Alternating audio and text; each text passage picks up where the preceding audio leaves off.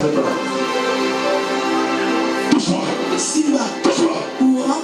Touche-moi bien. Simba. Mafuta. Je vais essayer de te donner cette année. Laisse-le. Pose la terre. Dalisa. Je suis là. C'est le Saint-Esprit. J'aime le Saint-Esprit dans le Père, dans son église. Arabina Yesu.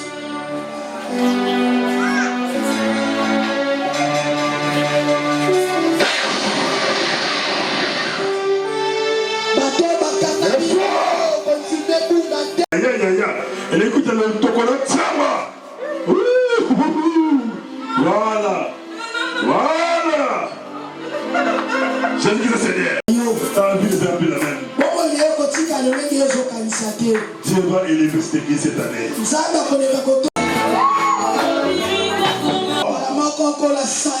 Moi qui ai la parole qui est esprit, je suis immatériel, je n'ai pas de couleur, je n'ai pas de forme. Je cherche le mari, je l'ai dit quelque part, et j'entre en mari. Et je lui fais chair. Après 9 mois, je suis né et je suis sorti comme un bébé. C'est ça Jésus. Pourquoi on appelle Jésus Emmanuel? Il a dit Dieu parmi les hommes. Il n'est pas n'importe qui. C'est vraiment le Père qui est assis dans la trône. C'est comme il s'est dédoublé. Il devient deux personnes. Mais en réalité, la personne qui est assise dans le trône, celui qui est sorti, c'est la même personne. C'est la même personne. C'est la même personne. C'est pour cela. L'apôtre Jean était révélé. Il nous dit ceci. Nous savons aussi que le Fils de l'homme va. Ce jour-là, le 24 veillard, nous faisons vu toutes ces choses-là. Ils ont dit c'est pas possible. C'est pas possible. C'est pas possible. Ils ont laissé le trône vide. Ils ont laissé le trône.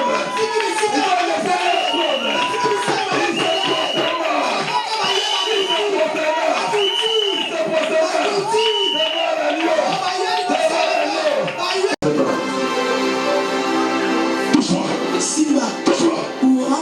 Touche-moi bien. Simba. Mafuta. Je vais essayer de te donner cette année. Laisse-le. Pose la terre. Dalisa.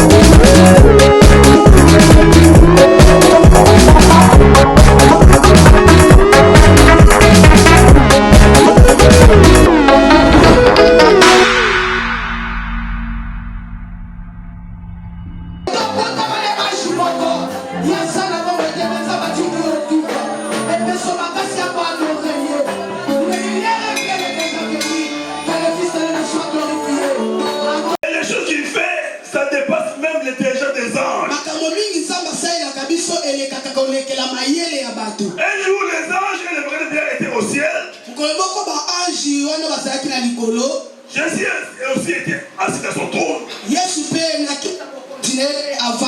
Le véritable bien aussi été assis dans leur trône avec le couronne de la tête.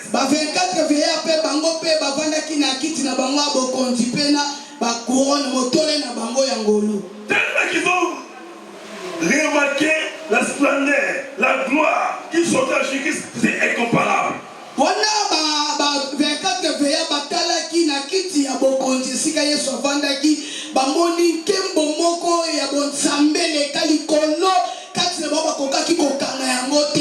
Ils ont vu des merveilles en Jésus-Christ qui surpassent leur intelligence.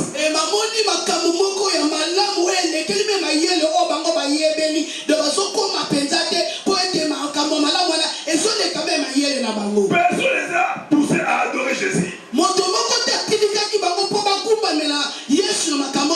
Directement, un par un commençait à s'agenouiller devant Jésus.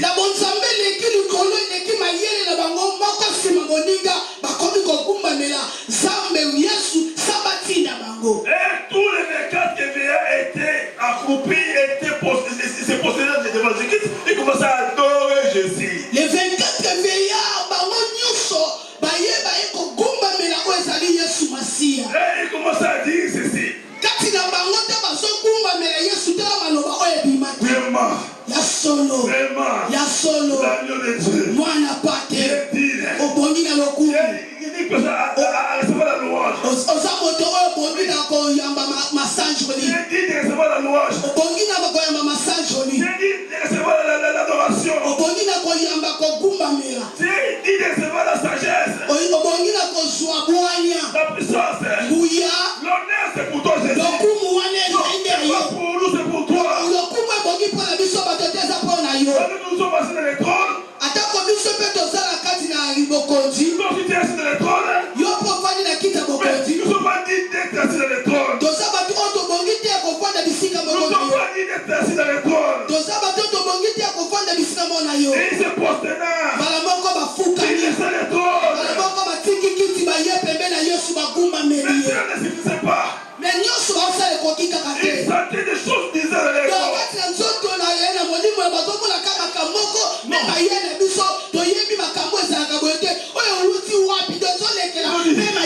Ils ont dit, comment on pourra adorer cet homme?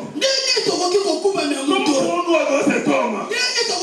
Comment pourrons-nous adorer cet homme? Ils ont envie de l'air quand ils avaient les couronnes dans la tête.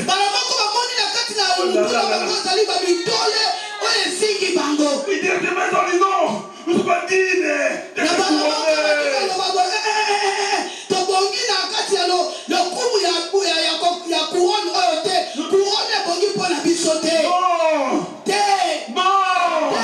La couronne c'est pour Jésus. C'est pas pour nous. C'est pas pour la couronne de la tête. Ils ont jeté par terre. En disant ceci. Jésus, c'est à toi l'honneur. C'est à toi la gloire. La couronne c'est pour toi. C'est pas pour nous. C'est merveilleux. C'est merveilleux. C'est merveilleux. C'est merveilleux. Un Dieu si grand. Un Dieu qui est tout puissant. Un Dieu qui est très saint. C'est à l'infini. C'est à l'infini. C'est pas trois fois, c'est mais c'est à l'infini.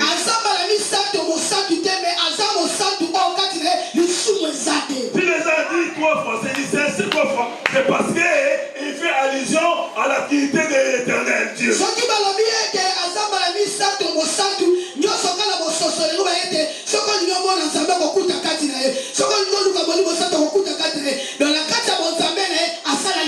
Il dit c'est Dieu c'est à tes pères éternels. Dieu c'est à tes le Fils de l'homme. Dieu c'est à tes le Saint-Esprit. Toi et le Fils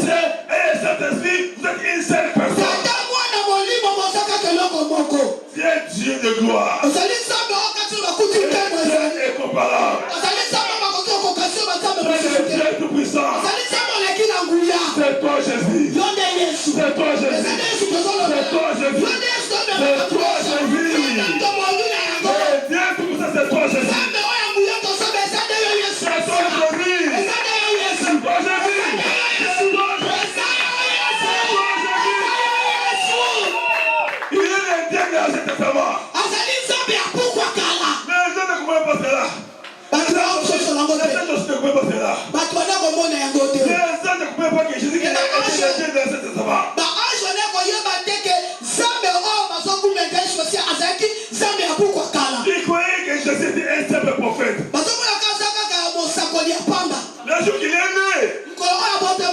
ils ont été envoyés et dire aux gens Emmanuel est né, Dieu est parmi nous est né. Ils croyaient que c'était l'Éthiopie, c'était seulement un titre comme ça. Oh,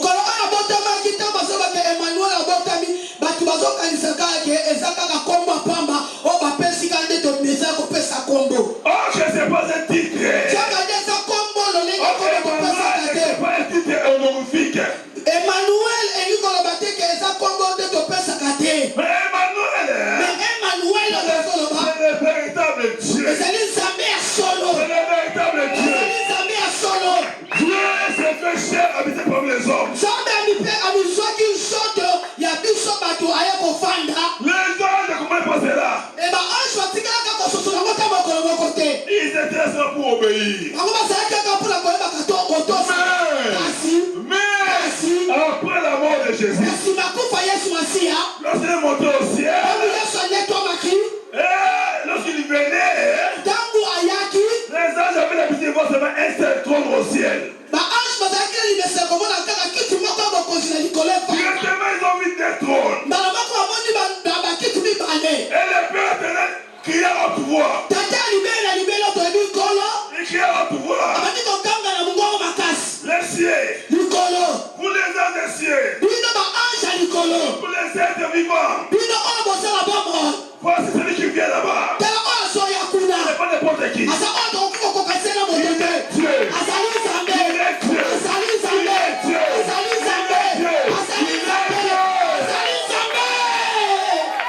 C'est lui qui nous a tous créés. L'invisible et les invisibles. Les autorités, c'est lui qui nous a créés. Et c'est lui qui va l'emballer comme un manteau. Les cieux et la terre passeront. Mais cet homme-là existera éternellement, cet homme-là.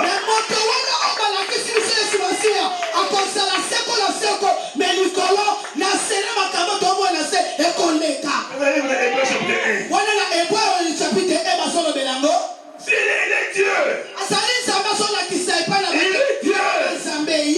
il n'est pas n'importe qui. Il est le créateur. Tout réside par lui. Il tient toujours par sa parole. Oh, Yabakata. Votre il faut aimer Jésus. Votre Jésus. Je danse pour Jésus. Si je danse, je danse pour Jésus.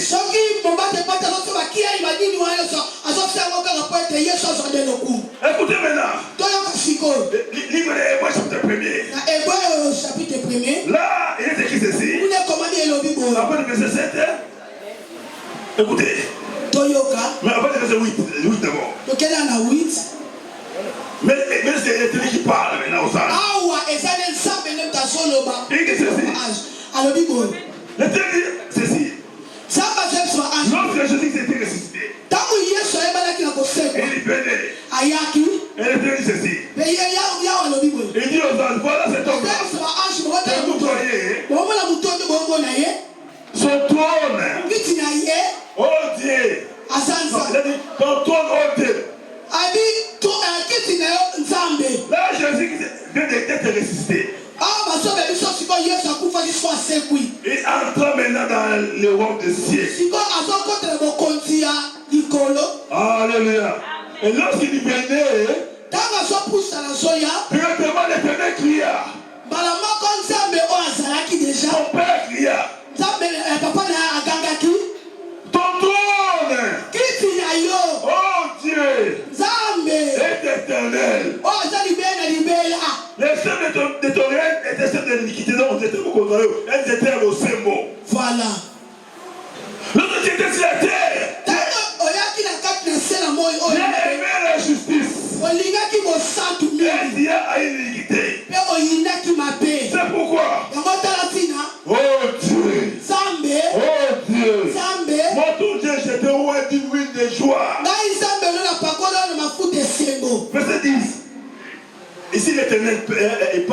parle aux anges, hein, pour que les gens puissent comprendre que non, Dieu qui ne sait pas n'importe qui, il est Dieu.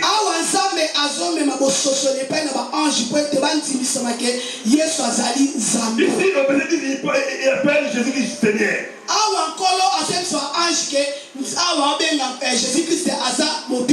Écoutez, il a dit, toi Seigneur, toi Seigneur, il a au commencement fondé la terre. Et les cieux sont l'ouvrage de tes mains. Ils paieront, mais ils subsister. Ils paieront tous comme un vêtement ruiné. Et comme on bangé, ma belle, comme on bangé. Alléluia. Amen. Mais toi, tu vas les rouler comme un manteau. Alléluia. Amen. Ils seront changés, mais toi, tu restes les mêmes.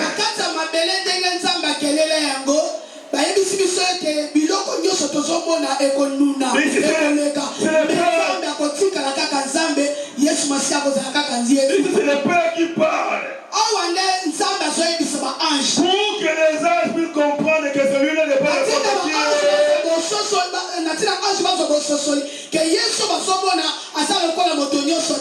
il n'est pas un prophète. Il n'est pas un pasteur. Il n'est pas un manipulateur. Jésus-Christ est réellement le créateur de toutes choses. Il a dit ceci. Mais toi, Jésus, tu restes le même. Alléluia. Et tes années ne finiront point.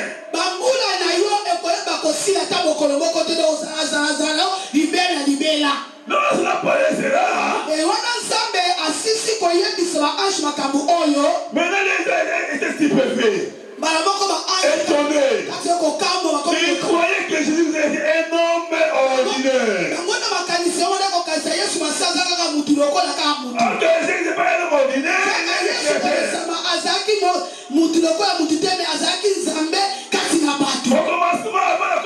Avant même le commencement, lorsque la terre était mise est fort, l'esprit de l'Éternel se mouvait au-dessus des eaux. Et l'esprit de l'Éternel était partout. Jésus-Christ, après que Dieu il était esprit dans cet état-là.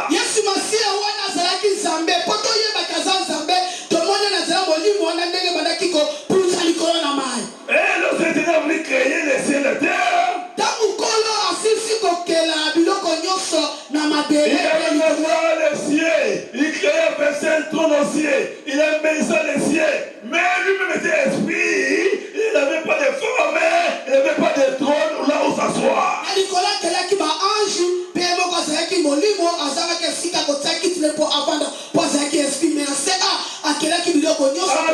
Éternel, Dieu tout-puissant, il s'est dit ceci, je vais faire un corps angélique. Pour que les gens me voient. Et comme il était esprit, les fils n'ont pas de forme, n'ont pas de couleur, c'est ça le vide que nous voyons.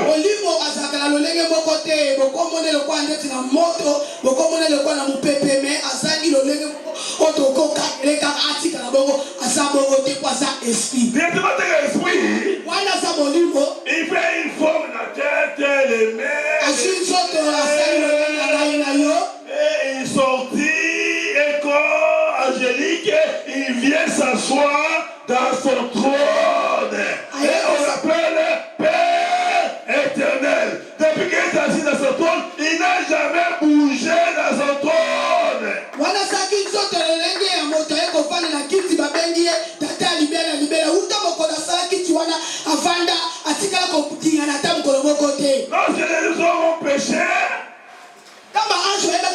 Lorsque les hommes ont péché, péché, le péché est entré dans la terre. Lorsque Dieu a fait la solution, il est devenu mortel. Maintenant il a dit, comment pourrais-je faire pour sauver l'homme? Qui enverrai-je pour sauver l'homme? Qui enverrai pour sauver l'homme? Et là c'est d'avoir des prophètes.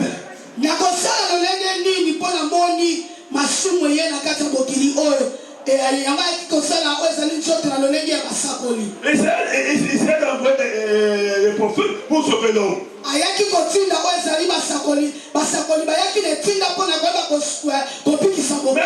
prophète est capable de sauver l'homme.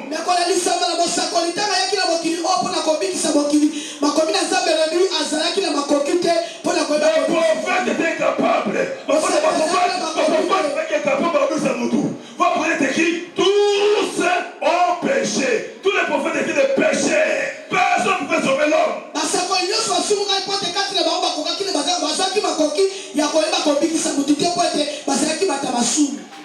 Tous ont péché. Il est écrit, tous ont péché. Il est écrit, tous ont péché. Et ils sont privés d'avoir de Dieu.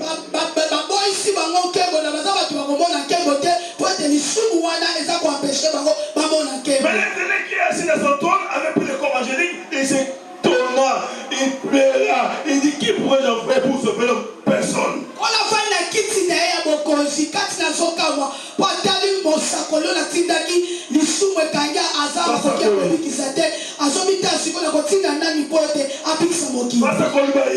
Moïse est capable de sauver l'homme.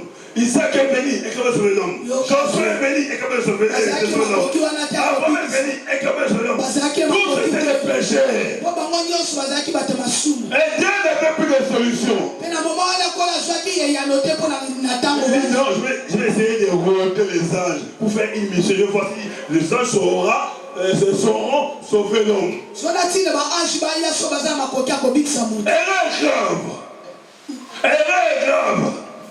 Erreur grave. Alors les gens sont venus. Ils ont contemplé la gloire de la terre.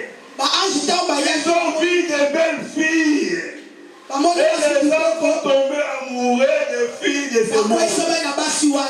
Ils ont engrossé les filles de ce monde. Les gens sont devenus des péchés. Les gens sont devenus des chasseurs.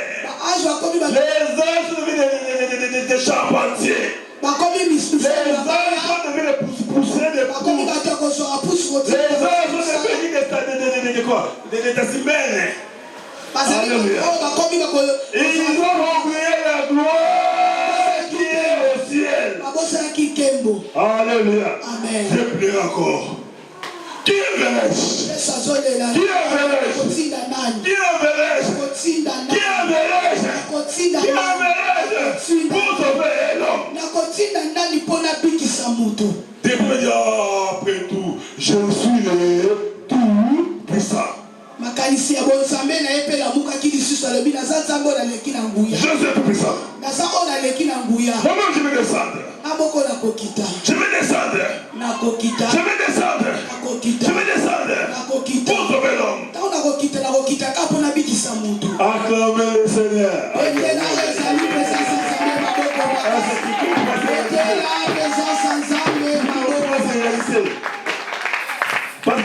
Si comment cette vérité.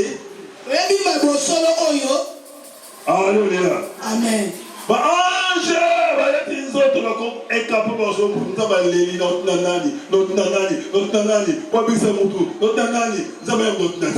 alléluia. Amen. Alors il fallait maintenant chercher une formule. Il a dit je suis le tout-puissant. Je suis le tout-puissant. L'homme peut être sauvé que par moi. Je dis sauveur c'est moi. Je dis Seigneur c'est moi.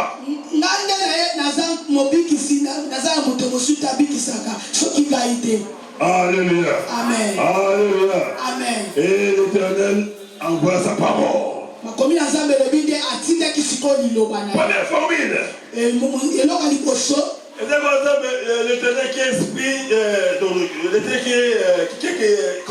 qui est revêtu de corps angélique, assis dans son trône, il a promis. Waouh!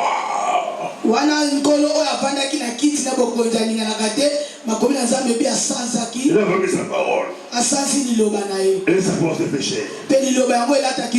Alléluia. Première formule. Deuxième formule. Quand la parole est esprit, elle vit, on ne peut pas voir la parole comme ça, c'est invisible.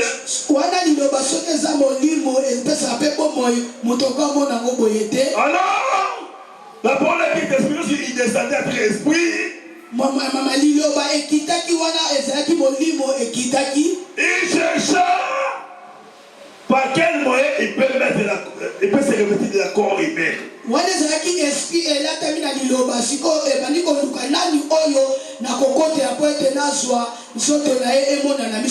voit une jeune fille vierge Marie.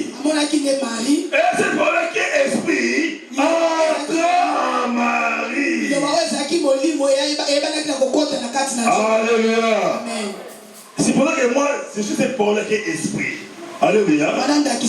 Maman Mireille, c'est Marie. Et l'Éternel me promet ça.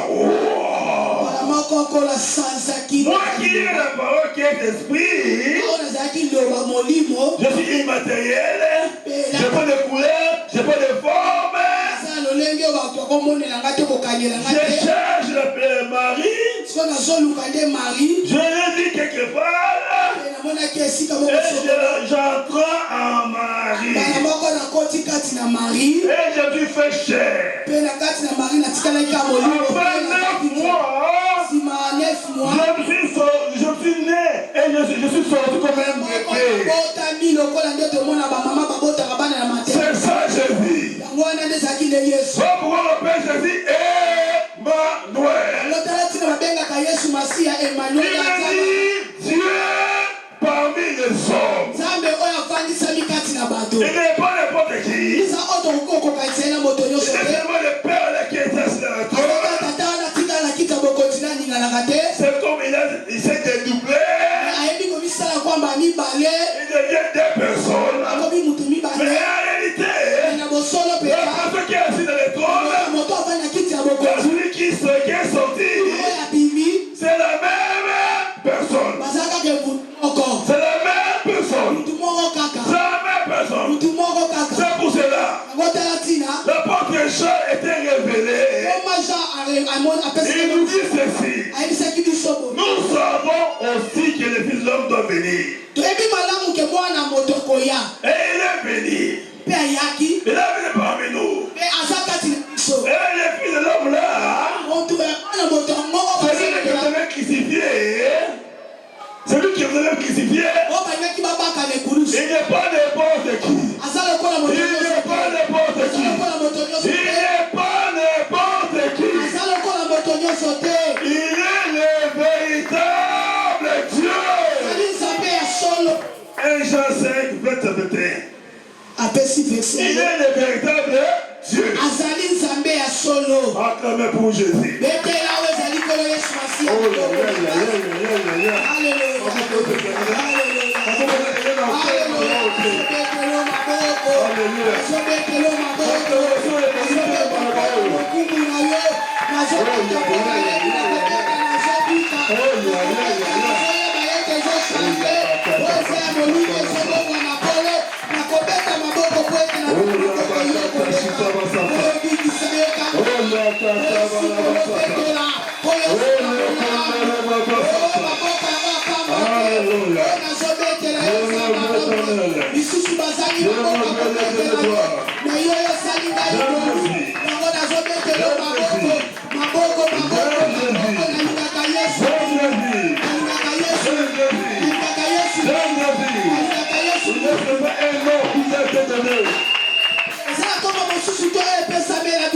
Il y a un nom qui nous a été donné, pour lequel nous devons être sauvés.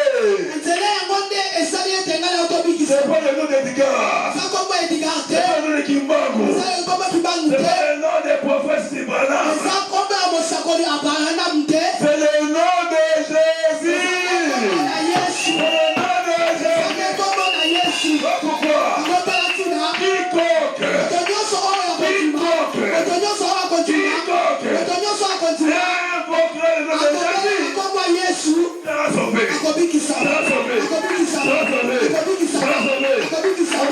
Quiconque. Tu fais des sorciers. Tu dis quoi au nom de Jésus-Christ? Malgré toute ta sorcellerie, tu seras sauvé. Tu peux être un impudique, un assassin. Tu dis qu'on va seulement. Le nom de Jésus, c'était ton puissant. Si tu l'invoques, tu seras sauvé. Tu seras sauvé. Tu seras sauvé. Tu seras sauvé. Tu seras sauvé. Tu seras sauvé. Tu seras sauvé.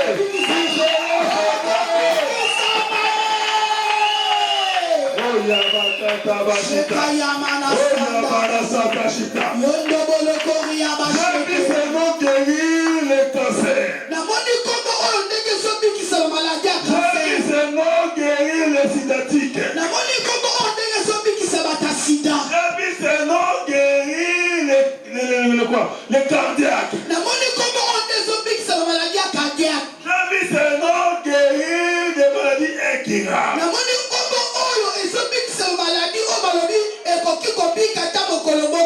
J'ai vu ce nom qui change les circonstances.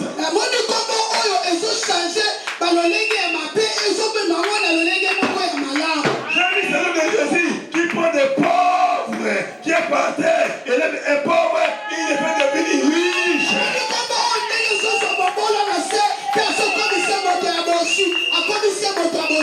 J'ai vu ce nom, elle va chercher une personne dans ce pays qui est inutile, négligée, et ce nom l'a pris et l'a fait devenir président de la RDC.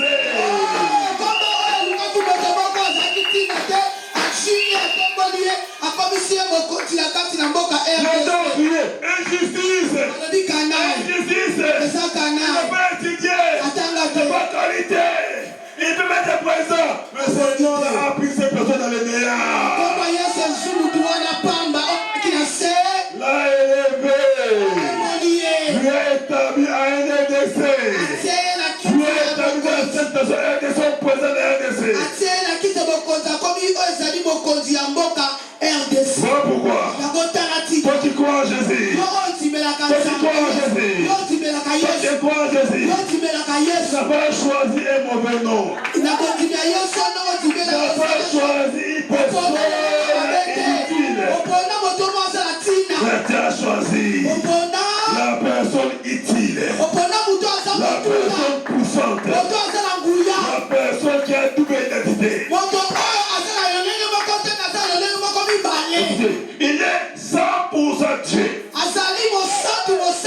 Il est 100% Dieu. Si on cherche parmi les hommes aussi, on voit il est 100% homme aussi.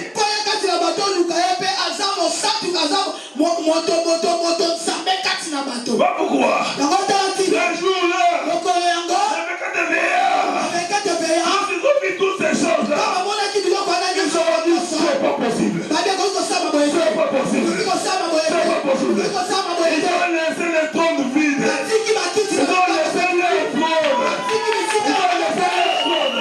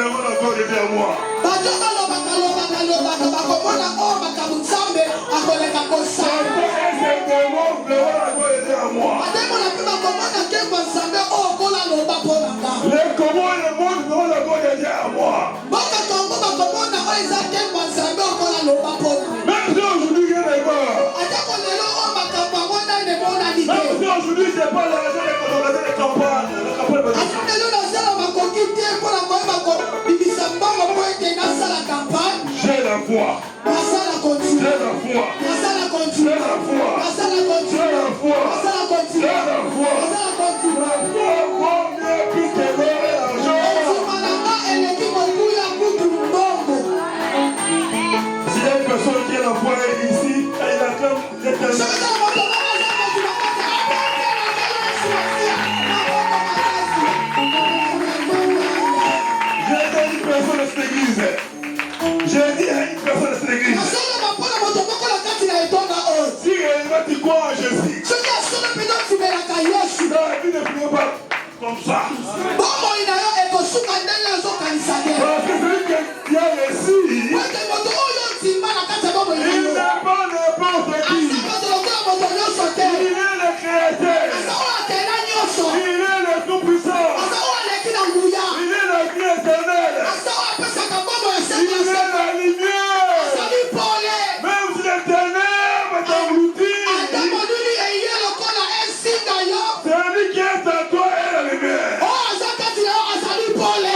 Sa présence dans ta vie va éclairer ton chemin. Pole oyo eza kati na yo ekoyeba Même si tu perds le chemin, tu vas là où aller.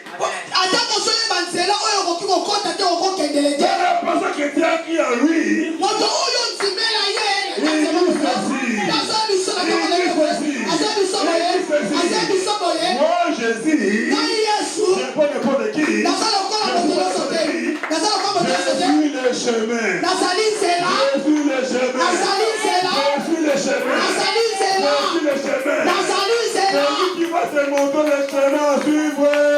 moto oyo kolakisa yo nzela mpo omona makambo etikali na momona yango te mpo simba yango Ne pleure pas. kobanga te Ne pleure pas. kobanga te Ne pleure pas. kobanga kola esusu te Même si le mariage tarde, ne pleure pas. ata likama libala na soki ezowumela Même si les hommes peuvent t'humilier, ne pleure pas. ata soki bato bakoki koloba soyoka bango yo kobanga te Même si tu n'as pas l'argent dans le fond de juillet, ne pleure pas. ata kolelo na mokolo lelo soki ozala mboko kotia ofonde te kolela te Même si tu as une maladie incurable, on a dit ta maladie n'a pas de guérison, n'a pas de médicaments, ne pleure pas. soki ozala mokono moko kati na yo mokono wana elembani kisi elembani ya mokono bino me mosala nzambe kolela te Ne pleure pas. kolela te Ne pleure pas. kolela te Ne pleure pas. kolela te Ne pleure pas. kolela te Ne pleure pas. kolela Ne te pleure pas. kolela te Je te montre une personne. nazomona moto moko La peine de monde, to nazolakisa il s'appelle kombo na ye le lion. aza kosu Le lion. aza kosu Le lion. aza kosu Le lion. aza kosu C'est la tribu de Juda. Ne pleure pas. kolela te Ne pleure pas. kolela te Accroche-toi dans ta foi. kangama na kontumba wana Accroche-toi en Jésus-Christ. kangama na yesu Sois fidèle à ton église. tikala na etonga na esika nzambe Travaille abengela yo pour ton Dieu de sala Dieu. mpona mosala sala mpona nkolono malembe Ni malembe ni à gauche, ni à droite. na loboko mobali te kota mpe na loboko momwasi te Ferme tes oreilles. kanga matoi na yo bomoto Touche tes oreilles. kanga yango makasi Que personne ne te séduise. moto moko takwesa yo na Que maloba personne ne te séduise. moto moko takwesa yo na Le maloba Dieu de cette église, nzambe etonga oyo il est vivant. asala bomo Il est vivant. asala bomo Il est vivant. asala bomo asala bomo Il est vivant. asala bomo Il est vivant. asala bomo Il est vivant. asala bomo Il se fait cher à moi. obilatisaki nzoto lokola ngai Il se fait cher à moi. azwaki nzoto na ngai Il s'est fait cher à moi. Oui, il s'est fait cher à moi. alatamaki na nzoto Et lokola il ngai s'est aussi fait cher à toi. te alatamaki nzoto mpanya do so balingi bamona ye bakomona ye na nzela ndenge yo ozali Ne pleure pas. kolela te Ne pleure pas. kolela te N'abonne pas la foi. kobwaka kondima te Persévère. likapiko Persévère. likapiko Persévère. likapiko N'abandonne pas. bwaka te Il a écrit ceci. ekomani boye Celui qui persévère jusqu'à la fin sera sauvé. sokoka koyika mpiko akobikisama Persévère. likapiko Persévère. likapiko Il ne peut pas te mentir. mpe akotikala kokosa yo te Il ne peut pas te mentir. akotikala kokosa Il yo a te posé à la jambe la question. mpe atunaki motuna na yo boboye Comme l'année de rétablissement, wana eza ane ya kozongisa nyonso oyo ya malamu yo ozalaki yango obungisaki yango mpo azongisa yango il lisusu a posé la question à Job qui est ici. atunaki yobo oyo na ntango ete me yobo Laissez m'appartenir. À qui je suis débité. Alléluia. Et je le paye.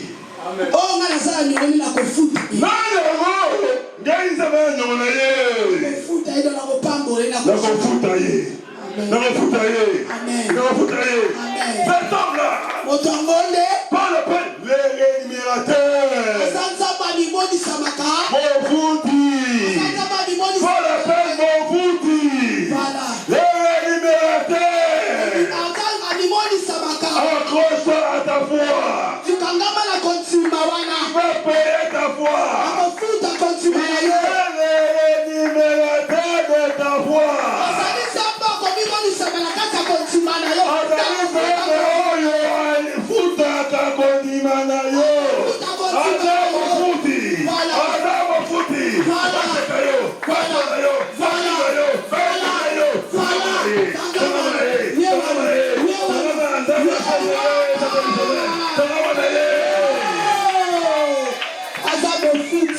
Je l'appelle éternel.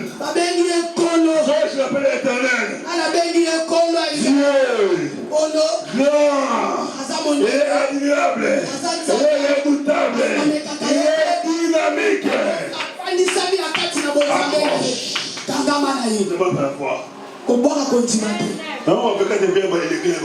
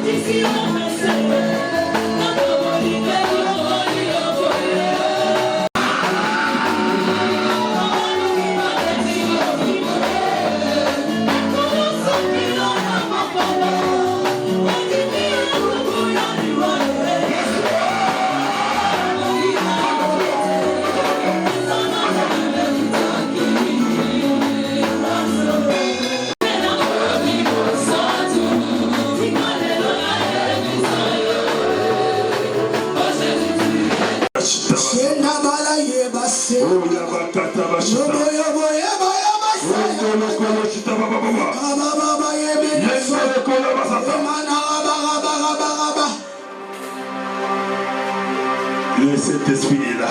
Molimo Santo azana kati na yo. Il est en train de faire des grandes choses dans ta vie. Wana za kati na yo avandi te mazosa makambo kwa minene na nzoto na yo. Il est en train de guérir, de délivrer. Nega sikoyo zande tango na yo. C'est ton temps. Zande tango na yo. C'est ton temps. Zande tango na yo. C'est ton temps. Zande tango na yo. C'est ton temps. Zande tango na yo. Aujourd'hui, le Saint-Esprit est là. Bolielo molimo Santo isawa na kati na yo. Pour élever le nom de Jésus dans ta vie. Na kotomo na komba mateso pili mwana zote sikoya. Si tu veux manger, tu peux vomir.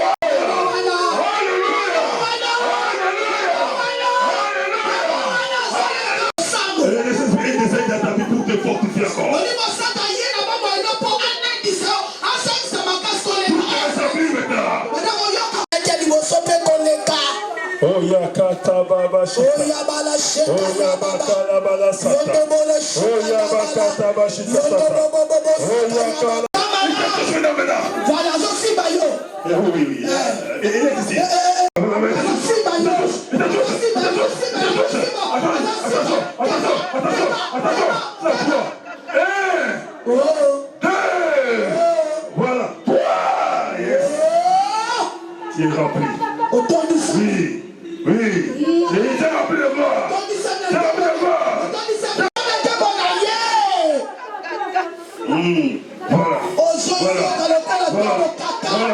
Voilà.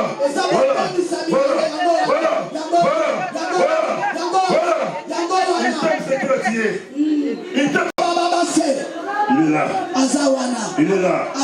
Il est là. Nous sommes cassés.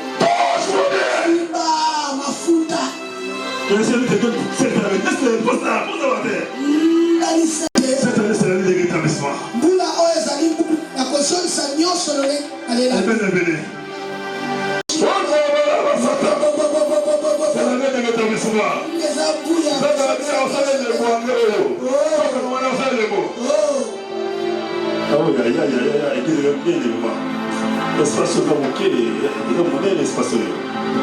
Oh Yabakata Shita. Oh Yakata Passport. Oh Yabashaka Manaso. Oh Nazana Tabusa Yobolo. Zana obéissante pas ensemble. Boto c'est pas une Zana obéissante pas ensemble. Boto c'est pas une ensemble. Tabusa boy. Laissez son Tabusa année au bureau. Aïe aïe aïe. Elle écoute le tokola Tchama. Voilà. Voilà. Jésus Christ Seigneur. Dieu va élever cette église cette année.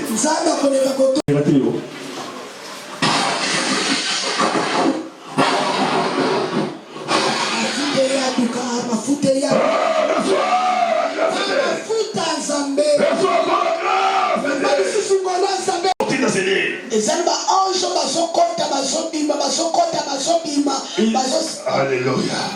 Seigneur, il ressemble au Golgotha. Seigneur, il ressemble au Golgotha. Regarde les anges, regarde les anges. Regarde les anges.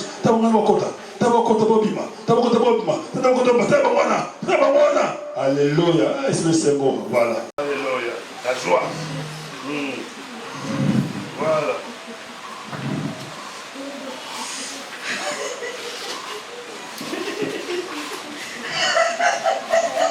Ça quoi?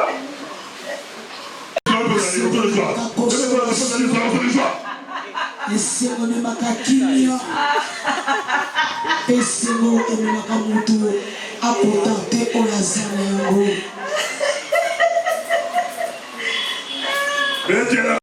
Yana mwana kaseke bosi. Yana mwana kaseke bomo. Monte sopela na oeti. Monte sopela na oeti kabasele. Yana mwana kaseke. Présence ensemble yana mwana kaseke. Il est bosque baba. Yana mwana kaseke bo. La présence de Dieu mama. Yana bosque c'est bon. Alléluia. Yana mwana kaseke bosi. Yana bosque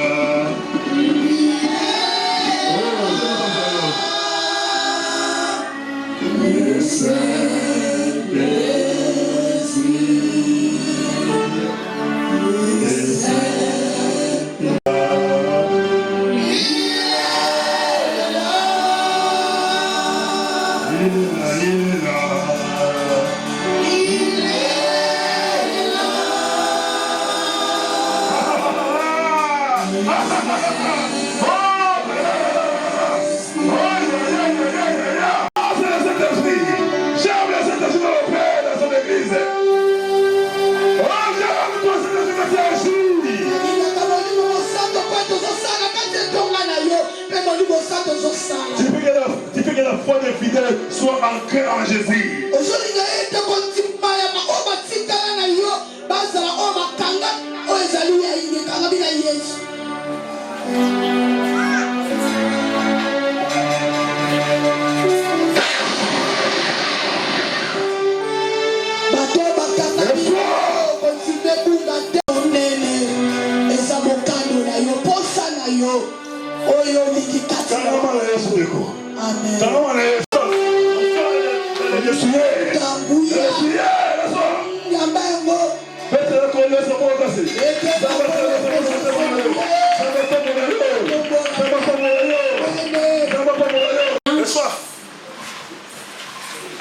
Voilà maman la biso Rachel azana posa ko témoigner mon dans Nzambe asana bon mo na Nzambe atali esika te to esika monene to eza muke to de po asala mosala na ye Nzambe atala kaboro to Nzambe asala mosala na ye asali na nzoto na ye ngai na ume na kati ya mishazi mingi kaboro ya pepo na mingi mais na mwana kwa chanzo na kati ye na uta Equateur na ye makambo na maladi mibale diabete na makoma pasi na makoma ngai mwana ngaki ye na ngai na hôpital eboti changement ezala te esi na bi yaya tika na banda nzambe asala oyo amoni malamu mpona vi na ngai naza na eloko mosala te navandi na ndako timoko mosusu abengi ngai mama mozomona kwa séminaire eza awa telemaka malembe oyo alulaka liloba nzambe impossible eza pa na nzambe te nzambe aza capable na nyonso nabi ayaya nakotelema na se mwanoko malamu abikende force kaka kende nabandi koya losambo nabandi koya na zongi nabandi koya na zongi ntango ekomi pene ke séminaire esila aka abondeli mpona biso moto na moto oyo aza na bosenga oyo aza komilele mpa na nzambe aza na kolona te nzambe asi kokokisela ye mekwaki elikia te ata lelo te elobi te mindele nzambe akosala navandi botina nzambe osi olobi naza lelo koso kokontredi yango te tika mokano na yo esalema navandi boeti ekomi avant-hier mokilo na nga benga bi mama namona kwa olingo voyage me kende na gambela obuka kopa oya nango kosala kisi na yo mbele so nzambe akolinga koyoka malamu nzambe asa kobalakisi na kisi nanini komana natelemi mpe na sekono mpo nake malembe ti na vi transport naketi gambela na lukinyama na vi bango me natuna bali nakakola balinga te koba moke babesuka na 50 000 naeka na 40 000 nakakola baboye nabika mote nzambe ayebi nabandi mpe kozonga nazongo ti nakomi na ndako nakenda gambela mardi nakenda lundi nazongi ekomi mercredi navandi kotina lingolamuka ezokoka te nalamuka esimba eloko nini esalanga bujoto ekomi kolenga mpe nazolemba nayebisi mwana nga na biyaya sala makasi okomisanga na dispensaire totala nano to ya cycle to ezangi so emate su makasi nayebi te mpo nazalaka na 400 380 ekitaka te so ekiti ekomi na 280 esukaka mpe wana tokende na ntango so ekomata su koleka otelemi toke tokomi na yo otale kuna batumi maboko na nga batala mato ya cycle nde ezalaki likolo ekomi na 105 nde yango na lobi na kokumisa nzambe na nga nzambe malamu sikate nzambe na yo akoma lisuke makolo na ngai ekomi malamu nakozanga lisuke kokumisa nzambe Kolo asala bikisi na kombo ya Yesu. Kasi ngasa yo. Kolo oyo tosalaka awa abikisi yo. Abikisi yo. Babiki te so fait sur ta foi. Tiki te mwa mwana nzambe. So biko pa mama te mako. So biko. Mwa mwana nzambe wana. Wazaka tisika oyo. Fa le belio. O témoigner alerte na epokame sikoyo. O tona na nguya na ye. Kobana mutulo tsia makolo na yo. Otona la gloire na Nzambe. Oya kisio kritikre wana. Musa bandi epa na yo abot na suka. Et solo somena. Et solo som. Lango molimo. Langwa. Obe d'attention. Bete na kolo yes maboko na toko na yes. So bikisa na makolo wana. Kona bikisi yo. Oya bebe. Merci. Na bina diabete. Obikisami. Amen. Amen. Bete la yes maboko.